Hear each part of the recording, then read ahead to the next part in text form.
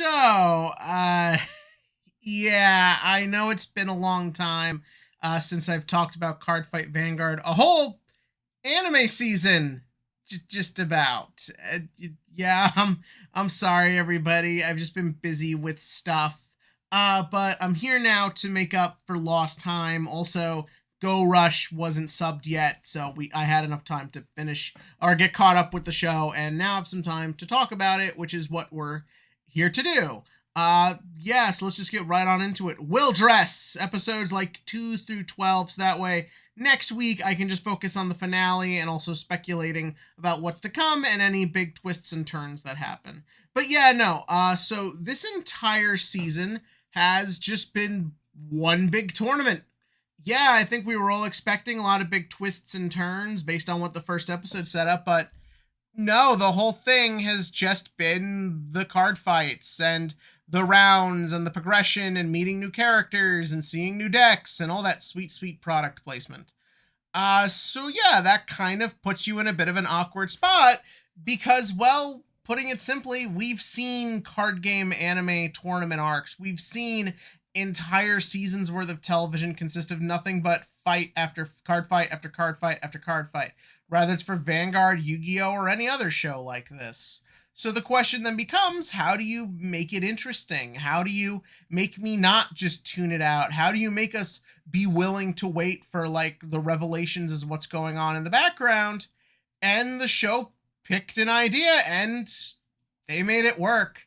This whole season is just about character. It's watching everyone meet everybody and grow and go through things and interact. And yeah, I liked it a lot, actually. Now, granted, there wasn't always enough to talk about to do a whole video, as, again, this does move at a very slow pace. But I did like what I was seeing, and I'm happy to be here to talk about it with y'all today. Because, well, everything just kind of works. First and foremost, characters are still great. All the returning cast is a lot of fun. Yu still a great lead. Megumi's a lot of fun. Toya's still great. Tamari gets some good scenes, though she still doesn't really do anything. And if anything, she seems to be just constantly pushed more and more to the background, despite being in all the marketing. Was a little disappointed we didn't get a lot of Donji this season, but obviously he's off doing other stuff, which is mostly so there's screen time for everybody. But I like the new cast. I like, what's her name? Urarara? I don't know how you pronounce her name. She's great. Glasses guy. Yeah, I'm still terrible with names. Glasses guy. What's his name? Raymaru or something? Raiko? I don't know. He's a lot of fun. He's a nice little foil to Yu. I really like Michiru. You just see this guy and you feel like you know exactly what you're in store for. He's just going to be like the weird, aloof, quiet guy. But I like he's actually fun. I like that he's nice. He's friendly. Everyone he meets, he just immediately like wants to talk about Vanguard and like get to know them and like get to understand them. And I think it gives him a lot more depth than just what the design would have you think. And I think that's something that sort of like spawns to the other characters as well. Most seasons of shows like this will introduce a plucky new character like we get with Uraraka. I can't get this name right to save my fucking life. The new, like, basically just Neo Nectar deck type girl.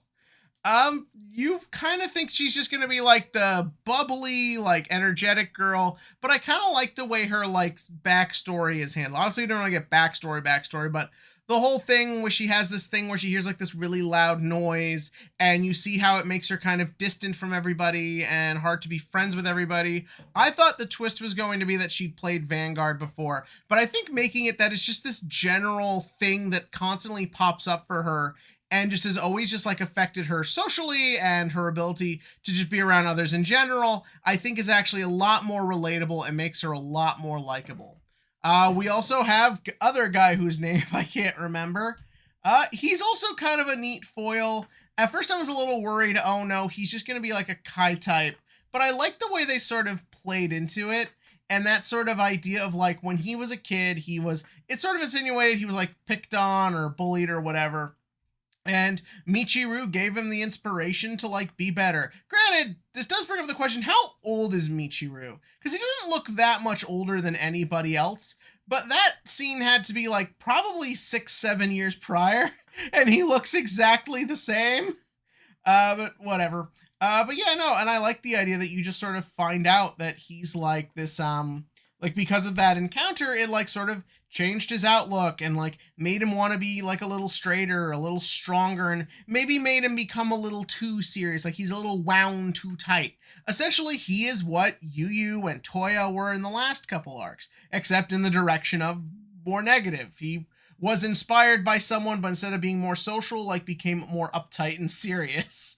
But yeah, no, he is neat. And I also like just little details like he does go to a card shop and just like trains and practices with people and gives them time to learn and helps them out. It's a lot more interesting than just, I'm stern, I'm serious, brah, brah, brah. And yeah, that's really fun. And then also that new deck of his looks actually pretty cool. Although how dare he defeat my beloved Bastion deck. You're going down.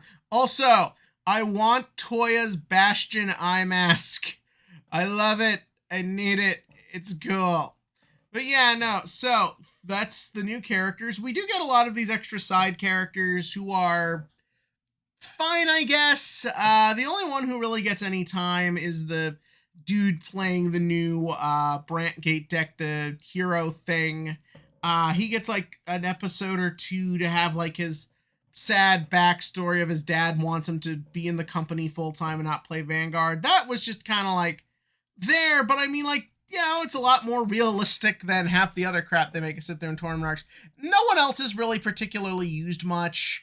It's mostly just those characters, but what I like about this as opposed to some other tournament arcs is that I always feel like at the end of the episode we've gotten somewhere with the characters. The plot may not be moving forward much, but they do a nice job of making you feel like each episode had its own self-contained story, and you kind of feel good for what you get by the end of it. That's obviously a strength of this show, is just sort of the character interactions, so I think making it that the tournament is almost more about that than actually progressing is actually really nice. This is a contrast to, say, something like Yu-Gi-Oh! Go Rush, which while I enjoy, is definitely having a lot of trouble in character and execution, whereas this show just kind of like picked an idea and it's just kind of like been going for it. As for the card fights themselves, they are a lot of fun. I'm glad we get to see more of them this time, as opposed to like in the last two seasons where we'd skip a lot. Yeah, there is still skipping, but I feel like we get more of it and the fights feel more fleshed out and fulfilled. So yeah, is there anything else to really go over? The one thing I will say, besides the character thing, is that yeah, it is a little slow. But if I were to compare this really quickly, which is what I've been kind of pussyfooting around, because I don't want everything to always be about comparing to lesser versions of the franchise, but the tournament arc in G, the big fucking long ass one in what was it, G Next, I think? I don't fucking care. That was so bad. That was so fucking long and not very interesting. And you compare the two and you kind of see what the problems are. Besides the fact that just in general, the G characters are not written very well. This arc, because it's only 13 episodes, feels more concise. So therefore you get to the point quicker. But also that one focuses on just showing you more fun things. The one in G just felt like it was just spinning its wheels. You saw the same people every episode, just constantly fighting each other. You didn't really learn anything very interesting about anybody. It really felt like the show was just wasting your time. Whereas here, they've obviously learned from their mistakes and they've taken everything and brought it together. Characters are better, fights are better, animation's better. It's just a better show for what it is, and I'm genuinely very excited to see where it all goes next week. Although that being said, I do think it's funny that Michiru uses that particular Dark States deck, even though the 3 new trial decks is the worst of the 3. But hey, that's just card fights, I guess. But what did you think about this season in the comment section? We'll give me your thoughts on this tournament arc. Did you like the thing in G? I can't imagine anyone would. But yeah, give me your thoughts about that below. And as for the Vanguard question of the week. So, 2 BCSs happened over this weekend, and we learned something. Gravidia, obviously more focusing around the Orphist ride line, is very powerful in D, which I've been saying for a while now, and I think most people have. And Yeah, as the Gear Chronicle, the Steam Maiden build has just kind of like taken over. Like comically bad numbers. I know V Premium has had this problem for a while now, just like one overly dominating deck. But even compared to Gurgaway, this is pretty bad. But yeah, so in your opinion, do you think we need another Vanguard ban list, or do you think it might be better to just see if new stuff coming out will help, like sort of like even out and fix up the meta? Because obviously we do have some interesting products coming down the road. But give me your thoughts down in the comment section below. And as always, click to like, click to subscribe, and join me next week. I swear we're gonna properly cover the finale.